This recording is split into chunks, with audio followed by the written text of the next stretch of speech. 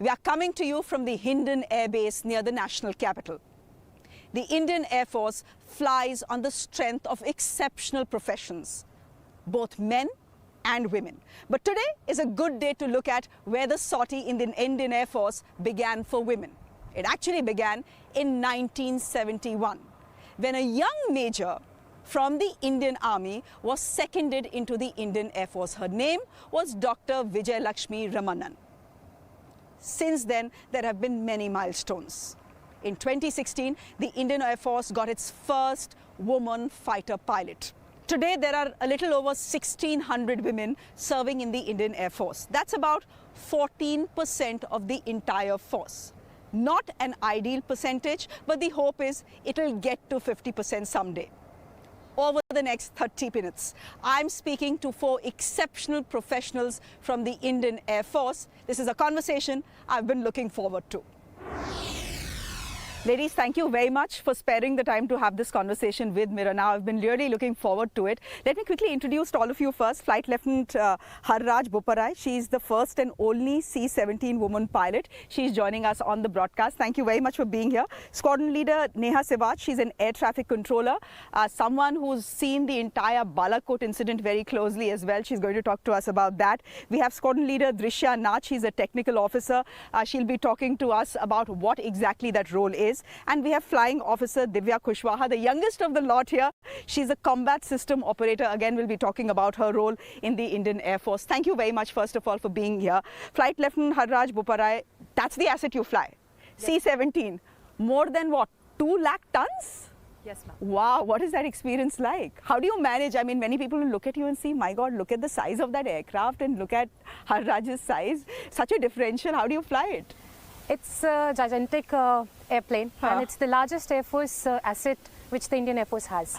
And it's overwhelming to fly this aircraft, and I've been very passionate to fly it. Being the first one here in the cockpit, being the first woman here in the cockpit, it's a very different experience for me. Of course, a bird's eye view from the above, and being actively involved in so many missions and operations. I think it's once in a lifetime experience that I've been undergoing. But when you saw the size of this C-17, did it intimidate you when you were, starting to train on it? Oh my God, look at the size, because that's the first thing that hits you when you see a C-17. Definitely, ma'am, because the cockpit itself is on the first floor. So when you sit in the cockpit, you realize that you're much above the ground. And it's a very different experience even taxiing out the aircraft. So a gigantic aircraft, and it's actually the workforce, it's a workhorse of the Air Force. It's a workhorse because every time there is a big mission to be flown, it's the C-17 that is doing it, whether it was Operation Dost in Turkey or whether it was Operation Ganga. And I believe you've flown a satellite out of India as well. Definitely, ma'am. It's whenever the country is called, the C-17 Globe Master is put to task.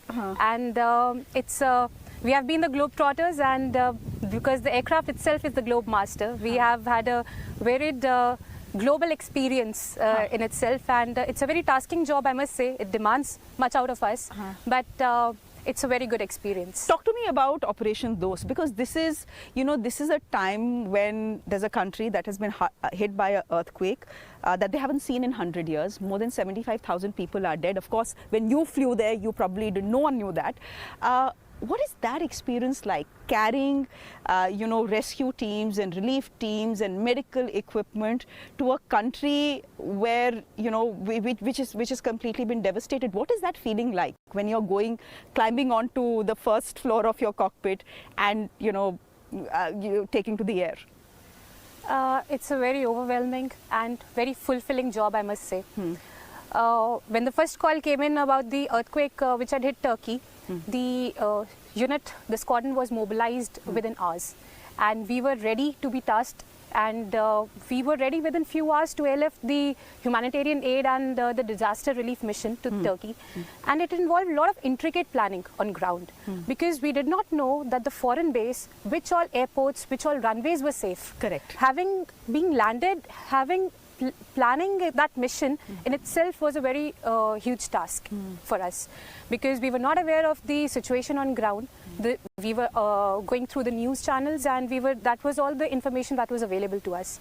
But we've carried the NDRF teams, the field hospital on board, and it in itself was such a fulfilling job, I must say, that helping out a country in need of the hour is best which we could do to the nation, and that's how we serve the nation. And we know that it came in for much appreciation in Turkey as well. We've all seen those pictures going, viral of, I mean, I'm sure if they could, many women would have come and hugged you too, but we saw an Indian Army doctor being hugged by an old woman in Turkey, and that picture had gone viral. Squadron Leader Neha Sivaj, you're an air traffic controller. And right now you're posted at this base, at Hindon.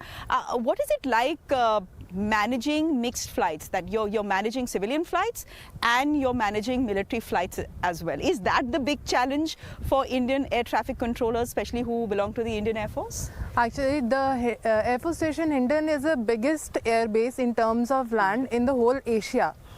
We have been handling C-17s. There were initially more of them. Now some of them has gone to Chandigarh. But anything happens, like when nation calls, then along with them, we are the first ones to be activated on ground. We are the ones who have to be available with all the support services, with all the flight planning for them. We do it and make it sure that they don't have to wait on ground because of anything that we could help them out with. Plus, we have we have civil flights also coming here. So we generally otherwise operate on our own frequencies, but here we are maintaining open so that all the traffic which goes from, we have a lot of traffic which go to Delhi over Hindon, crossing over Hindon airspace. So we have to be coordinating with Delhi continuously, and along with them we have to cater for our own flying period and for our military aircraft, so that their operations is not affected because of civil flights of Delhi. Plus we have all the VIP commitments here, like of CM Yogi and all other dignitaries like Governor of UP, and everybody has to come here and we have to take care of them. So that sounds fairly complicated. I'm assuming you are spending many hours here then at the ATC. You have seen Balakot and the post-Balakot scenario closely as well. You were posted at a forward air base? Yes, before this place I was posted at a forward base close to western borders. So after Balakot, we had seen all possible operations happening in the terms of Air Force. Like we were operating from bunkers, we were operating day in, day out. We were not able to sleep for 2 minutes during the whole night. Then when we used to go home, we used to hear sirens and every possible thing which was happening in the terms of operations. That must have been an interesting time. Yes, definitely. To say the least. Squadron Leader Drisha, you've been in the service for 9 years, 10 years? I have completed 8 years and 8 months of commissioned service in IAF. And in all these years, have people asked you, how do you manage work-life balance? Because a lot of women get asked that question, not just in uniform, but otherwise as well. And does it irritate you? I would like to comment about it in this manner. If the question is supposed to be, it's not a gender biased question, I feel. In case somebody is handling a family at home, I think both men and women should be asked the same question. And I think in society the notions has also been changing. The question, as you rightly brought it out, it's a question that should not be intimidating. Rather, it should not be raising our blood also. I feel men are also contributing equally. However, managing definitely, forces are ensuring from their side that they are giving you equal opportunities, even if in terms of personal side or if it is a professional issue. The forces make sure that you are getting that kind of off time to treat your, or rather attend to your families as well. And I don't think it is gender biased. If it is a requirement is of a male officer, I definitely think that they are also being provided for sufficient time to attend to their families. Both you and Neha have served much more time than Harraj or Divya there. So let me ask you this, Drisha. Have you seen the Air Force change over a period of time? Since you've been in the force for 8.5 years, have you seen it evolve? Have you seen it grow as far as gender neutrality is concerned? Because that's the fashionable term right now, that our forces say that we like to believe that we are gender neutral. Of course, the Air Force has about 14% of its force, which is women, and you would one day want it to be 50, 49 or 50 at least. But how do you respond to whether you have seen the force change for the better? as you yourself has brought out, the ratio which we are seeing right now is not the same which we were seeing 10 years before. Definitely there is an improvement, and from what I believe, the exposure which we are providing, say all these platforms are giving those opportunities, those young girls, to ensure that they are not getting blocked in any sort. The cerebral opportunity which we are talking about when it comes to a gender neutral era, I feel that is what is more important, and definitely Forces is doing its best to bring it up to the required level. And definitely it's a long path, it's a gradual change, and I have seen that happening in Forces, and I believe all the measures that are being taken, that is definitely going to contribute to a level where we can achieve the so-called gender neutrality in respect of the availability of both men and women in the services. Maybe we are hopeful that we'll be reaching that ratio in a very good amount of time. Maybe by the time your daughter joins the Forces. Definitely. Let's just say I'm inshallah to looking that. forward to it, Neha, definitely. anything, since you are roughly the same seniority? I would like to add on to this, we are changing, like what we have seen now, we have seen the section commanders being lady officers. So that definitely brings out that we are changing, we are growing for better. And we are very much hopeful that soon we will have stations also being commanded by women officers. As a young professional, as someone who is younger to all of them, when you see these milestones, when you hear of these milestones, do you feel that you march on the shoulders of women who came before you? Because actually the first woman in the Indian Air Force was inducted in 1971. She was a major in the army. Her husband asked her to apply to the Indian Air Force, and when she did, she had to design her own uniform. That's how things were. So from 1 to more than 1600 now, and you are one of the 1600. What's the experience been like for you? Ma'am, like you said, that we've been marching on the path that the women before us have paved. So it's actually, we feel overwhelmed. We feel grateful that something like this was done before us, that we didn't have to initiate our own journey. But at the same time, the same responsibility lies on us to work every day in the same manner, so that people coming after us are also, they also look at us like this. And every day, like you said, and it's just not for women, I think it's for all the gender neutral, as we're saying. It's for men, it's for women, all the aspirants who see us, they should look at us and they should feel that yes, that is where I want to reach, Speaking about opportunity, I just want to ask you, how many of you have a Fauji background? Well, I too have a... 1, 2, 3. 3 out of 4, and yours is half. Yeah, more like it. Yeah, okay, yours is half. So is that something that, when you see your fathers or your brothers or your uncles or your grandfathers, in those days grandfathers, not grandmothers, don the uniform every morning, go wherever they need to go and come back in that uniform and take so much pride in that uniform, is that something inspires you, or are these individual dreams, not family dreams? I've been very passionate to join the Forces. I'm a third generation armed forces officer. My grandfather was an emergency commissioned officer. My father, he's a retired Colonel H.S. Boparai. He was also an army aviator. Acha. So I've always been passionate to join this force, and it has been very fascinating to see the aircrafts flying. So I used to ask my dad, how do you fly it against the natural notions of the gravity? So in itself is a very overwhelming experience, that once we see our old our parents, our grandparents doing this, and donning the same uniform is a lot of responsibility on our shoulders. But didn't he say, why are you joining the Air Force, join the army only? But it gives a purpose of serving the nation, and also pursuing your own passion. Yeah, that's true. That's true. What about you? My father is still serving in Indian Air Force. Oh, he's in the Indian Air Force itself? Yes. Okay. Have you ever been posted together? No, ma'am. We haven't got that opportunity Thankfully. yet. Maybe you should say thankfully. Thankfully. Yeah. My brother is also a pilot in Dorniers. He's flying Dorniers. My husband is a technical officer. My brother-in-law is also in army. He's a major. So this is a full Fauji family. True. And my father-in-law was also retired from Haryana Police. So can I just assume that your children will not have a choice but to join the forces? No, definitely not. They, whatever, we are truly open to them, and whatever their passion would be, will be given opportunity to them. What about you? I personally feel that what guides you towards that is definitely the family element of it.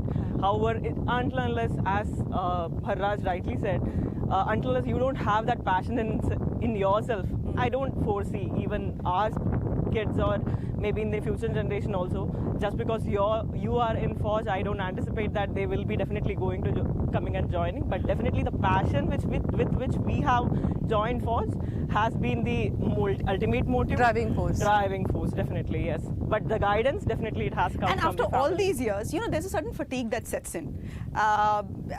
And you become jaded after a certain point of time doing the same job over and over again. Has that fatigue and jadedness set in? Not Or exactly, I would not say, yet? because every new day comes with its own challenges, and Forge makes sure that you're not getting Bored. or You are transferred exactly. frequently and you're Exactly. It would shifting be your another challenge, places. and you have to just hop on, get on with the day, and just come back and see, okay, fine, I had a satisfied. There are ocean of opportunities here in the Air Force. So anything which happens across the globe, across the country, Air Force is always pitched in to help its own citizens and across the countries. I mean, you know, for someone who's transported a satellite, someone who's transported, what else have you transported? I'm sure Operation Ganga means a lot of medical equipment, Yes. oxygen cylinders. The unit has been the unit was operationalized during Operation Devi Shakti, Operation Ganga. We have carried out evacuations of the Indian diaspora from Ukraine, from Afghanistan, and it has been just in matter of couple of hours that the unit got the time to prepare itself. So that is how quick the Air Force reacts to any situation here, whether in the same country or across the globe. As the youngest of the lot, can I ask you what it means when you know, wear your uniform? And by the way, the uniform has, of course, evolved over a period of time as well. But when you wear your uniform every morning, strap on your laces, what's the feeling like? Mom, like before that we were discussing who inspired us. So I used to see my dad don his olives right in the morning, going to duty, leading a disciplined life. So he used to be inspirational for me. Now when I get up and don my overalls or don my blues and get on with the day, so it is a feeling that okay, you have been chosen, you have been one of the chosen few to do this task, and that is it. Rest everything, whatever is happening inside, you just set it aside. Once you're in the cockpit, you're just determined to the task. Do young girls come to you and say, "Hame bhi banna hai"? What is it that you do?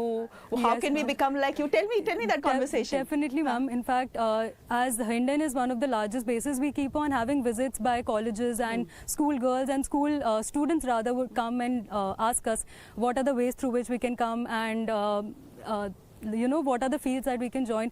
And all that all of us, I think, can say is that it is the best service you can join, because at the end of the day, it gives you an opportunity to serve the nation. It is giving you an opportunity to touch the sky. I mean, which other force would? Yeah, you can't have a better job. Yes, ma'am. And a better office, I guess. Squadron Leader Drisha, all of you have been inducted by the Short Service Commission. Most men get inducted in the Permanent Commission. Is it your hope that one day you will see that change? I would like to say that we have already started seeing that change. Say, when, as you told, in 1971, when the initial induction happened in respect of women, the ratio was definitely not this impressive. It was a start. It was definitely a start. We have seen a huge improvement in terms of inductions, the kind of commissioning in which women are inducted.